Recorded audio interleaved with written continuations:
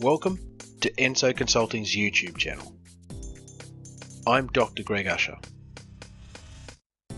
I've recently been preparing some leadership training for our senior management team, and as a result I've been reading a lot of books, articles and blogs about leadership.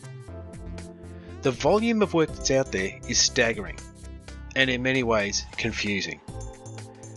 There are either 3, 5, 7 or 9 leadership styles. There's a myriad of leadership traits. And don't even get me started on the skills that a leader has to have. There is in fact so much information about leadership out there that it becomes overwhelming. Albert Einstein once said, "Everything should be as simple as possible, but not simpler." So here's Dr. Greg's guide to simple, no BS leadership. When you boil it down, leadership is simple. Leaders have a vision and leaders have followers. You can put aside all the BS because there's really only 2 tests for leadership. Are you following a vision, and is anyone following you? Now we need to take a little bit of time here to talk about your vision, because I'm talking about something very specific. In modern times, we use words like dreams, visions and goals interchangeably.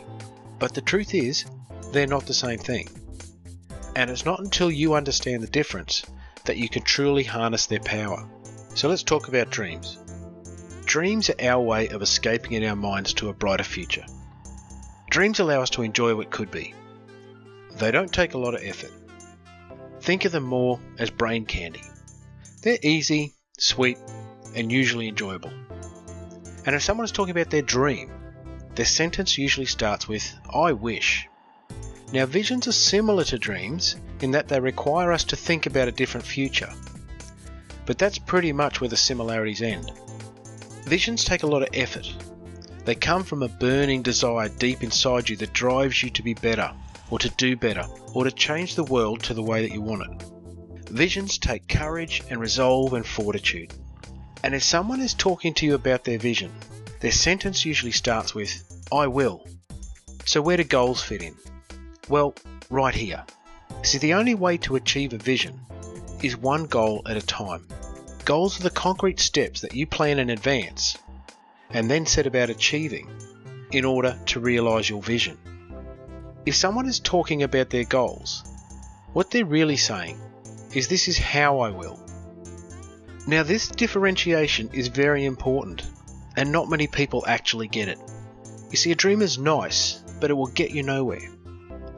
A vision is not necessarily nice. It can be compelling and can oftentimes seem insurmountable. And in my experience, it's sometimes hard to define your vision at the start of your leadership journey. It's more like this gnawing in your soul that pushes you on. But here's a leadership life hack that I've learnt over the years. You don't actually need to have a fully developed vision in order to start creating goals. Sometimes the act of creating the goal will lift you to the next level, where the vision itself becomes a little clearer. And while we're on the subject of vision, let's have a sneaky sidebar. Whatever your vision is, it's going to take time. Now basically that means that whatever your vision is, you are literally giving up your life for it. So what does this mean for us as leaders? Well, take the following ideas for example. I will be popular. I will be rich. I will be number 1. Do these statements fulfill the definition of a vision? Absolutely. But here's the real question. Are those visions worthy of your life? See, what every leader needs to understand and to judge for themselves is that whatever their vision is, they are trading their life for it. So you need to answer the question, is this worth this? One of my favourite leaders is Winston Churchill.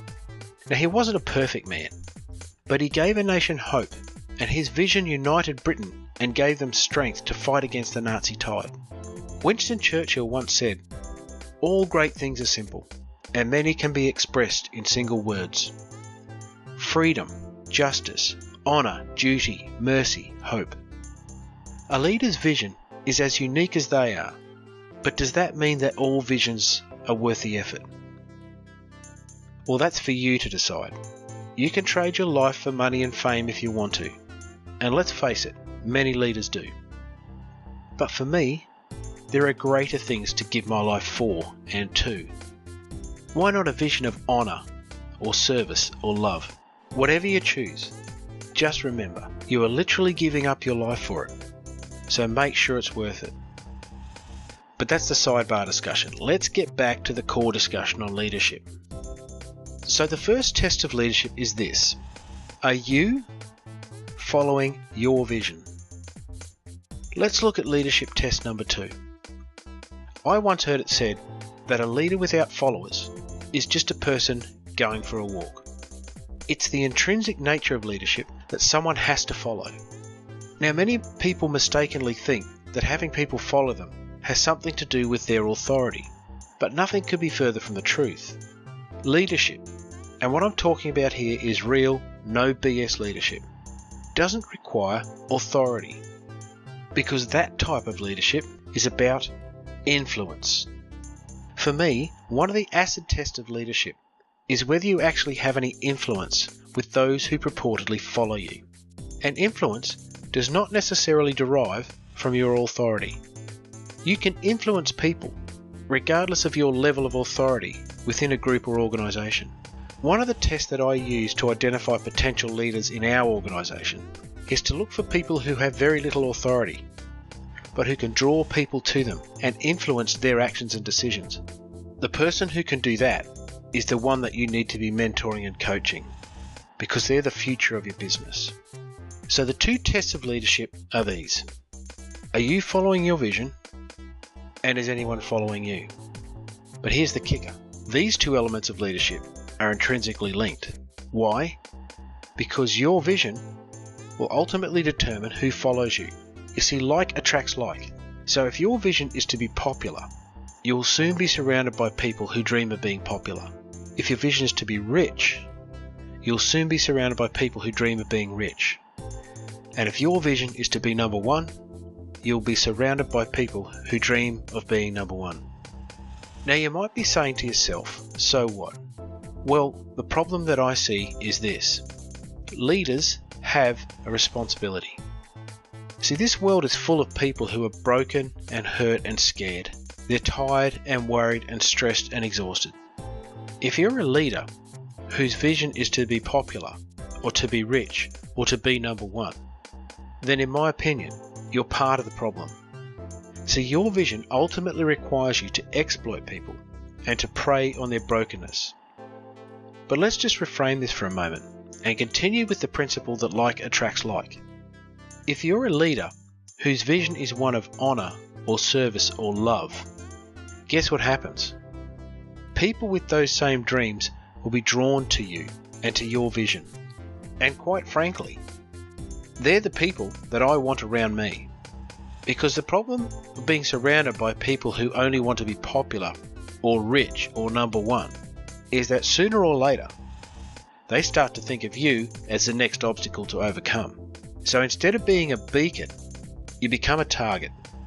But if your vision draws in people who dream of honour and service and love, they start to make a real difference in the world. People who have been hurt start to feel safe. And when they feel safe, they begin to trust. And when people trust, they learn to love. And what happens then? Well, you and everyone around you reaches heights that you could never have imagined. So when it comes to leadership, let's take the advice of Albert Einstein and make things as simple as possible, but no simpler. In my opinion, when it comes to leadership, you can pretty much ditch all the books, articles and blogs, because the tests for leadership are simple. Do you have a vision? Is your vision worthy of your life? And is it a vision that others want to follow? If you answer yes to all of those, then you need to create some goals and to start making your vision a reality. In other words, it's time for you to start being the leader that you were born to be. Well, that's Dr. Greg's guide to no BS leadership. This has been another presentation from Enso Consulting. If you like this production, please make sure you subscribe to my channel. And don't forget to hit the notification bell.